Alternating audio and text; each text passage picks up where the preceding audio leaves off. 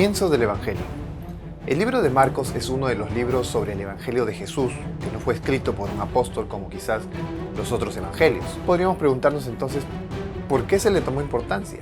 ¿Por qué vino a estar junto a los otros tres evangelios? Y es que cada libro de la Biblia se puede conocer si conocemos primero al autor del libro. Hoy vamos a conocer a Juan Marcos, el autor de este libro, y por qué es tan importante su experiencia en su vida y el mensaje de su evangelio. El Evangelio, según Marcos, fue escrito alrededor del 64 a 70 después de Cristo, después del martirio de Pedro que sucedió aproximadamente en el 64 después de Cristo. El autor se cree que fue Juan Marcos, aunque él no era apóstol de Jesús, sino que conoció el Evangelio gracias a Pedro, a Pablo y por supuesto a su tío Bernabé. Pero, ¿quién fue Juan Marcos? Veamos primero quién fue, pero dividido en tres experiencias que marcaron su vida.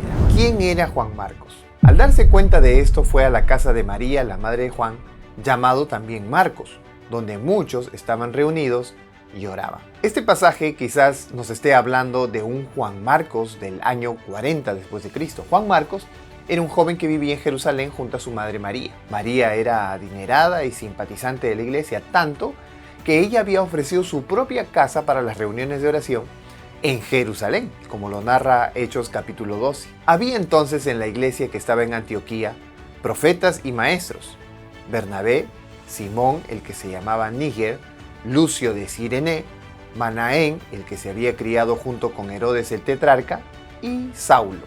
Ministrando estos al Señor y ayunando, dijo el Espíritu Santo: apartadme a Bernabé y a Saulo para la obra a que los he llamado. Entonces, habiendo ayunado y orado, les impusieron las manos y les despidieron. Ellos entonces, enviados por el Espíritu Santo, descendieron a Seleucia y de allí navegaron a Chipre, y llegados a Salamina anunciaban la palabra de Dios en la sinagoga de los judíos. Tenían también a Juan de ayudante.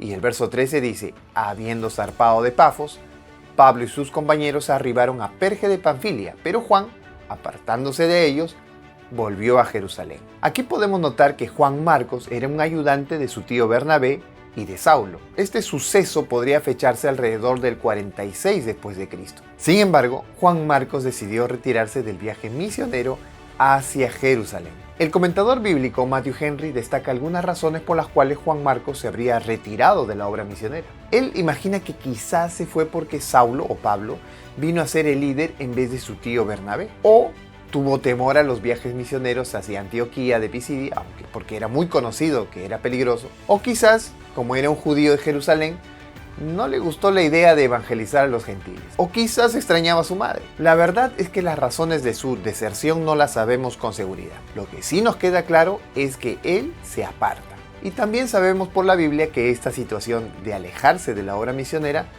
no dejó una buena imagen para él durante un tiempo. Veamos lo que sucede con Juan Marcos en su segunda oportunidad.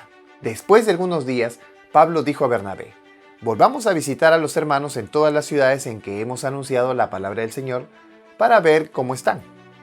Y Bernabé quería que llevasen consigo a Juan, el que tenía por sobrenombre Marcos, pero a Pablo no le parecía bien llevar consigo al que se había apartado de ellos desde Panfilia y no había ido con ellos a la obra. Y hubo tal desacuerdo entre ellos que se separaron el uno del otro. Bernabé, tomando a Marcos, navegó a Chipre. Pablo no quiso a Juan Marcos porque había desertado la primera vez que los acompañó al viaje misionero. Además, Juan Marcos no había continuado la obra del ministerio. Es cierto que la vida misionera era dura y exigente en aquel tiempo, aunque en todo tiempo lo es. Sin embargo, para Pablo, alguien que deserta no merecía lugar en un equipo misionero. Sin embargo, Bernabé no estuvo de acuerdo. Bernabé vio potencial en Juan Marcos y por esta razón discute con Pablo. Bernabé quería que lo incluyan en el viaje misionero y Pablo no vio con buenos ojos al joven desertor. Entonces toda esta discusión y pelea llega a dividir al equipo. Pablo se va con Silas, Bernabé se va con Juan Marcos. Y de aquí no se habla más de ello. Pero eso no quiere decir que haya silencio absoluto, sino que aún hay algunos textos que nos ayudan a entender qué pasó con Juan Marcos mucho después. Veamos la tercera etapa, la recuperación de Juan Marcos. Aristarco, mi compañero de prisiones, os saluda, y Marcos, el sobrino de Bernabé, acerca del cual habéis recibido mandamientos, Si fuera vosotros, recibidle. Aquí Pablo habla bien de Juan Marcos. Solo Lucas está conmigo.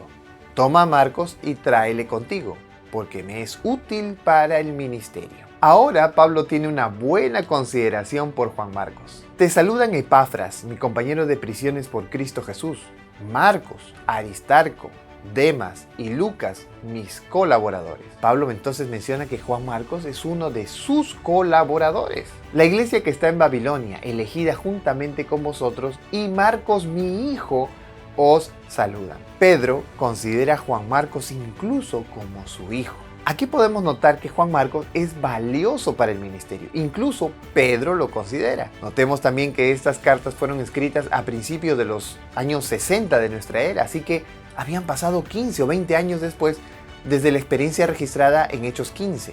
Marcos entonces se recuperó de su fracaso, se recuperó gracias a la confianza que su tío Bernabé depositó en él. Quizás nosotros mismos podamos entrar en un desánimo tal como el de Juan Marcos, apartados de la obra misionera o frívolos ante el evangelismo. Sin embargo, no todo está acabado. Así como Juan Marcos, también necesitamos a alguien que sea de ayuda, alguien que pueda creer en que podemos salir de ese momento de frivolidad y recuperar las ganas de evangelizar. Pero ¿por qué es importante que Juan Marcos haya pasado toda esta experiencia? ¿Su experiencia está relacionada con el mensaje de su evangelio? Veamos esta segunda parte sobre cuál es el mensaje de Marcos. Él inicia escribiendo su evangelio así: principio del evangelio de Jesucristo, Hijo de Dios, como está escrito en Isaías el profeta. He aquí yo envío mi mensajero delante de tu faz, el cual preparará tu camino delante de ti. Voz del que clama en el desierto, preparad el camino del Señor, enderezad sus sendas. Bautizaba Juan en el desierto y predicaba el bautismo de arrepentimiento para perdón de pecados. Y salían a él toda la provincia de Judea y todos los de Jerusalén, y eran bautizados por él en el río Jordán, confesando sus pecados. Y Juan estaba vestido de pelo de camello y tenía un cinto de cuero alrededor de sus lomos, y comía langostas y miel silvestre. Y predicaba diciendo: viene tras mí el que es más poderoso que yo, a quien no soy digno de desatar encorvado la correa de su calzado. Yo a la verdad os he bautizado con agua, pero él os bautizará con Espíritu Santo. Aquí vemos tres personajes: a Jesús, a Dios el Padre y al predicador y mensajero Juan el Bautista como el sujeto principal. Para esto, Juan Marcos cita tres textos del Antiguo Testamento. Éxodo 23:20, hablando sobre el ángel que conduce a Israel hacia Canaán, dice: he aquí yo envío mi ángel delante de ti para que te guarde en el camino y te introduzca en el lugar que yo he preparado. Isaías 43 dice: voz que clama en el desierto, preparad camino a Jehová, enderezad calzada en la soledad a nuestro Dios. Y por supuesto Malaquías 3:1, que habla de un mensajero que trae el camino hacia Dios. He aquí yo envío mi mensajero, el cual preparará el camino delante de mí, y vendrá súbitamente a su templo el Señor, a quien vosotros buscáis, y el ángel del pacto, a quien deseáis vosotros. He aquí viene, ha dicho Jehová de los ejércitos. Los tres pasajes hablan de un viaje. Lo que Marcos está haciendo es presentar a Jesús como realizando un viaje. Obviamente un viaje hacia la cruz. Y este es el viaje del cual Marcos nos va a contar en todo su libro. Además, Marcos empieza destacando el mensaje de Juan el Bautista. Primero, por la figura misma de Juan el Bautista. Lo señala como alguien importante para su evangelio en comparación o casi igualdad con el profeta Elías, ya que él mismo señala que las vestimentas de ambos eran muy parecidas. El mensaje de Juan el Bautista se centra en el arrepentimiento, es decir, sobre abandonar el pecado y volver a Dios. Y también hacia dónde y a quién les conduciría ese arrepentimiento. Juan hablaba sobre Jesús como alguien más poderoso que él, que incluso él dice que no es digno de desatar las correas de sus sandalias de sus pies. El mensaje de Juan en sí mismo era poderoso porque se centraba en el camino a Jesús y en Jesús, y no en él. Entonces, el Evangelio de Juan Marcos inicia con el mensaje de Juan el Bautista. ¿Se acuerdan que dijimos que Juan Marcos se refiere a un viaje? Pues ese viaje inicia con el mensaje de Juan el Bautista. ¿Y de qué habla Juan el Bautista? Habla sobre el camino a Jesús, el camino del arrepentimiento que haría posible llegar a Jesús. Pero el ejemplo de Jesús marcaría el inicio de ese viaje. ¿Cómo lo haría? A través de su propio bautismo. Veamos ahora entonces el bautismo de Jesús. Aconteció en aquellos días que Jesús vino a Nazaret de Galilea y fue bautizado por Juan en el Jordán. Y luego, cuando subía del agua, vio abrirse los cielos y al Espíritu como paloma que descendía sobre él. Y vino una voz de los cielos que decía: Tú eres mi Hijo amado, en ti tengo complacencia. Y luego el Espíritu lo impulsó al desierto.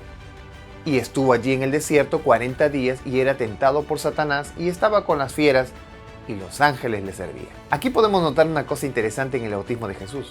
La deidad completa y junta hace su aparición. Dios el Padre hablando del Hijo como Hijo amado, y también vemos al Espíritu Santo descendiendo sobre Jesús como una paloma. Un detalle espectacular el que Juan Marcos pone en el Evangelio, porque el inicio del viaje de Jesús no es un viaje en solitario. Además, su viaje es aprobado por toda la deidad. Es un viaje marcado e iniciado por toda la deidad: el Padre, el Hijo y el Espíritu Santo.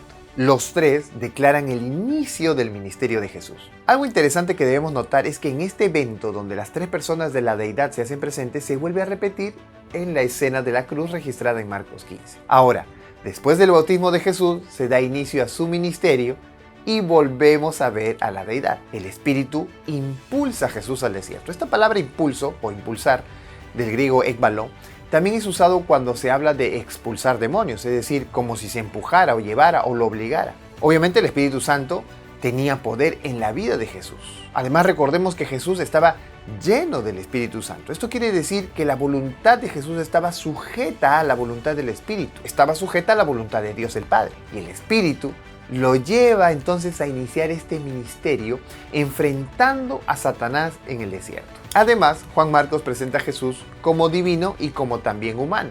Lo presenta en ambos contrastes. Divino porque Él es el Cristo, el Mesías. Desciende el Espíritu Santo sobre Él. Él es el Hijo amado. Y humano porque es bautizado por Juan, impulsado por el Espíritu, tentado por Satanás. Es llevado a un lugar de animales salvajes y es atendido por los ángeles. Juan Marcos hace notoria la deidad y destaca la divinidad de Jesús, pero también destaca su humanidad. Y entonces, ¿qué tiene que decir Jesús como divino y como humano? ¿Qué mensaje nos aporta? Veamos entonces ahora el mensaje de Jesús. Pues que Juan fue encarcelado, Jesús vino a Galilea predicando el evangelio del reino de Dios, diciendo: El tiempo se ha cumplido y el reino de Dios se ha acercado. Arrepentíos y creed en el evangelio. Hay tres cosas notorias en el mensaje de Jesús. Primero, habla de una profecía de tiempo, al referirse de que el tiempo se ha cumplido. ¿Cuál es el tiempo que se ha cumplido? ¿A qué tiempo se ha referido Jesús? ¿De qué tiempo cumplido está hablando? Las profecías, de las que ya hemos hablado bastante en el estudio sobre el gran conflicto, son las que nos ayudan a conocer los tiempos.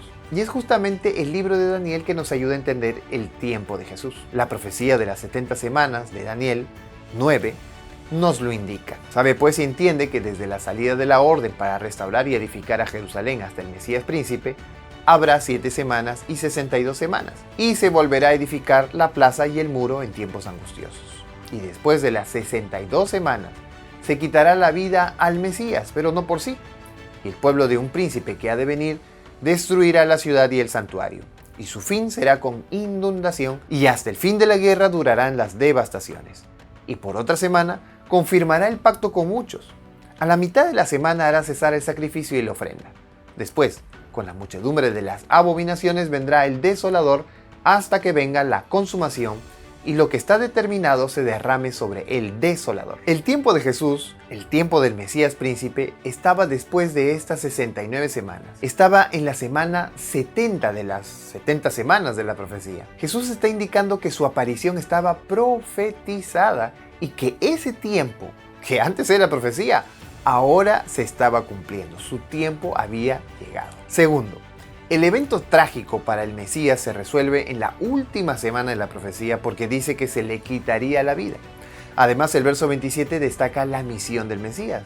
Él confirmaría el pacto con muchos. Entonces, ¿a qué vino Jesús? ¿Cuál es su misión? Pues él vino a confirmar el pacto con su pueblo, vino a los suyos. Incluso la profecía nos hace recordar que él debía de morir a la mitad de esa semana y con su muerte cesar los sacrificios en el santuario. Entonces, lo primero que viene a decir Jesús es que Él es el cumplimiento de la profecía. Su tiempo de hacer su aparición llegó. Como Mesías vino a cumplir su palabra y su pacto con su pueblo. Tercero, el mensaje de Jesús. Él dice: arrepiéntanse y crean en el evangelio. Jesús aquí hace un llamado al discipulado, a aceptar el camino del arrepentimiento para llegar a Él. Y nos anima a que tengamos fe, a creer, a estar seguros de que Dios cumple su palabra, cumple su pacto con Israel. Él se ha acercado y ha llegado. Podríamos incluso ver que estas tres cosas destacables de la aparición de Jesús son paralelas con el mensaje de los tres ángeles en Apocalipsis, otro libro profético, específicamente con el mensaje del primer ángel. Dice: vi volar por en medio del cielo a otro ángel que tenía el evangelio eterno para predicarlo a los moradores de la tierra, a toda nación, tribu, lengua y pueblo, diciendo a gran voz: temed a Dios y dadle gloria, porque la hora de su juicio ha llegado, y adorad a aquel que hizo el cielo, la tierra, el mar y las fuentes de las aguas. El mensaje del primer ángel trae el evangelio eterno al mundo en los últimos días en preparación para la segunda venida de Jesús, como lo fue en el mensaje de Marcos sobre Juan el Bautista en preparación para la venida del Mesías. La hora de su juicio ha llegado. Aquí lo mismo. Para saber los tiempos vale la pena consultar la profecía. Esa hora del juicio se cumple en 1844. Entonces, aquí encontramos el primer elemento como en Marcos, el elemento del tiempo profético. Segundo, el evangelio eterno. El pacto no se acabó con Israel, hubo una renovación de ese pacto. Y entonces el pacto continúa, porque la buena nueva es eterna. Y ahora, antes de la venida de Jesús, ese pacto sigue en pie. Eso quiere decir que Jesús viene a cumplir su pacto. Así como la primera vez. Si la primera vez vino por ese antiguo pacto, por este nuevo pacto también volverá. Tercero, el mensaje.